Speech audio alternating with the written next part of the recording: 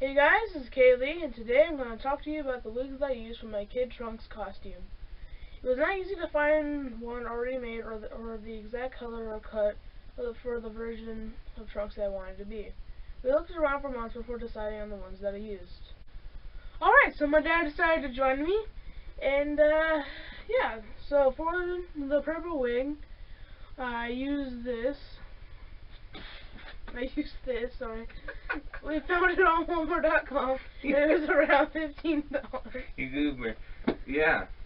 I did not know if they still have it, or who else online may have it. There wasn't much to do on it since it was already flat and was not spiked like in the picture. So the only major thing that was done to it was the color was color in the wig and cap, the section that was showing. The hair was light purple, but the wig cap was bright white. It was very visible in the front. We used a purple Sharpie and haven't had any major issues with it staining my hair or skin.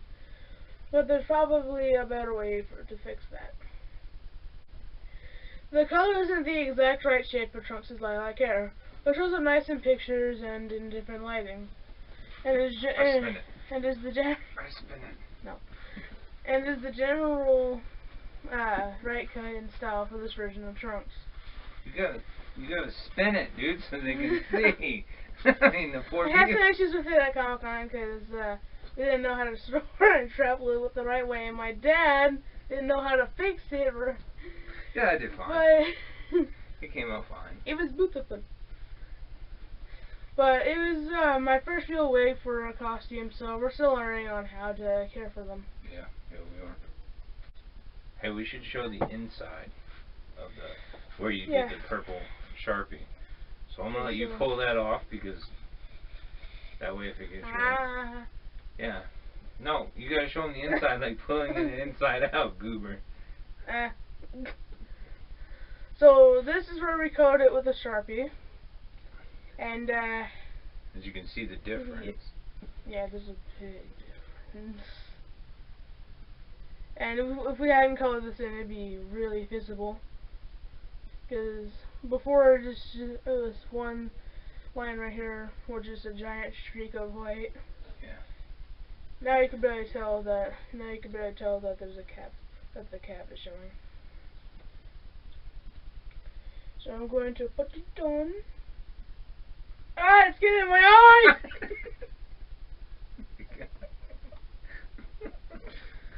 Ah!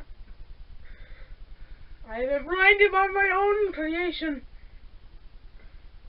Well, I didn't really mess with it that much, but hey! Wow, you really... Ah! You pooped my eye! Sorry. Now you got hair all on it. Alright. So this is what it looks like, and yeah. Moving on. Alright, so let's talk about the Super Saiyan wig now. So for the Super Saiyan version, it took a lot more research and work to get what we wanted. First, the Super Saiyan wig for Trunks is hard to find anyways. There's plenty of other Dragon Ball Z character wigs and tutorials out there. Second, the version we wanted is even harder to find. I don't remember finding anything at all for Kid Trunks Super Saiyan wig. So we had to make it and style it ourselves, as a challenge itself, because we didn't have much experience with wigs. It's even a challenge with regular hair. Yeah, because, you know, you have to spike it and all that. And also add on to that, trying to find one the right color, with the right general style, that we could adapt to make it. And it couldn't be too long where we'd have to lace a lot. It couldn't be too short or there wouldn't be enough to spike. The wefts also couldn't be sewn in a certain way or it wouldn't spike properly or have huge bald patches. It had to be a reasonable price so that we could buy 2 or 3 that could be used we could use for the extra wefts. Yeah. We put about 2 or 3 in this one. Yeah. Once again, the answer was at Walmart in the wigs and costume section.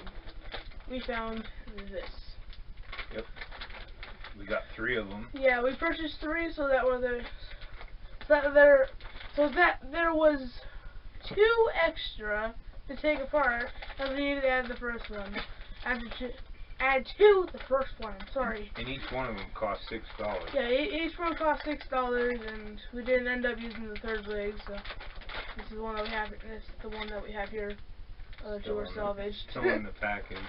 It's for something else one day. Yeah.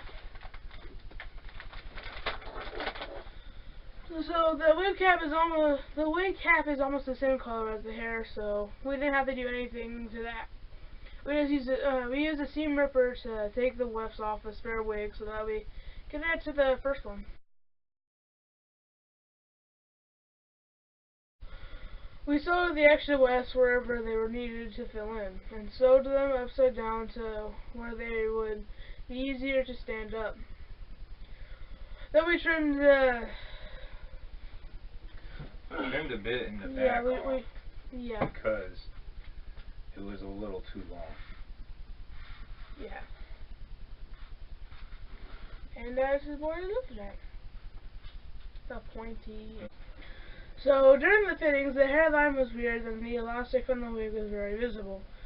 So we made a new... Sorry, I've been sick lately. Yeah. Cold that keeps coming back, going away, coming back.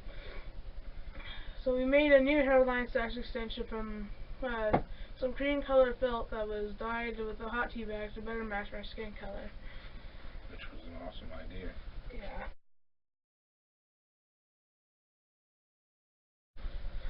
So then we rounded their hair into sections using a fine-tooth rat tail comb and some hairspray. We had to do this in a small section at a time, and we used some hair glue to make the spikes at the end. We used Got To Be Glued freeze. What's this freeze spray? And we used Got To Be Glued freeze spray and spiking glue. They dry fairly fast, but we had a fan on low to help speed it up.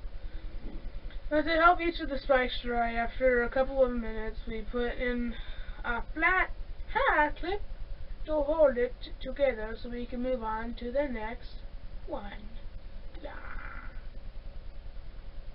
And hold it together just like that. It's lovely. So after the spikes were all down, we went over again with a couple more coats of the freeze spray. I'm sure it would stay the way that we wanted it to. After those were completely dry, we worked on the hairlines. These things. It's beautiful.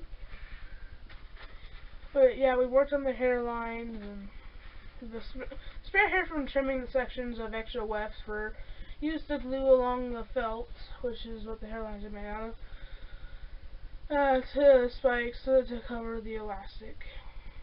We followed my hairlines to make sure that it was all covered. Yeah. The key problem that I ran into is that the wig actually shrank in between frequent fittings. It fit perfectly before we put the hairline on, but then it suddenly would not fit anymore. So we had to make huge cuts in it to make it fit because we were in a rush to finish it. As in I was literally sorry about that. I'm so sorry about that.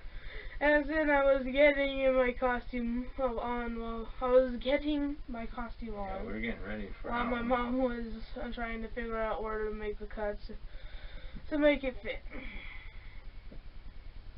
And it fit pretty well afterwards. We figured out what happened. The hot glue we used to secure the hairline made the felt / elastic section shrink. I know hot glue isn't the best thing to use for wigs, but none of the other glues we tried worked the way that we needed it to.